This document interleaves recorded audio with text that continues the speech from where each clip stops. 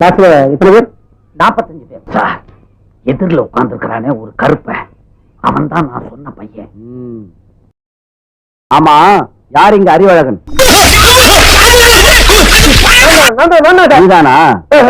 அது சரி, உன் உயரம் என்ன? உயரம் உங்களோட 4 கூட இருப்பேன். நான் கேட்கிற கேள்விகளுக்கு தெரியும் தெரியாதுன்னு பதில் சொல். பகலில் நட்சத்திரம் தெரியுமா? தெரியாது சார். பகலில் ஆந்தைக்கு கண் தெரியுமா? தெரியவே தெரியாது சார். ஆமைக்கு வேகமாக ஓட தெரியுமா?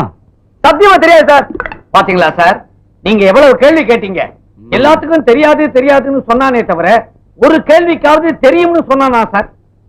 இவ்வளவு அறிவுள்ள பையனை 18 வருஷமா ஒரே வகுப்புல வச்சிருந்ததுக்காக நீங்க டிஸ்மிஸ்.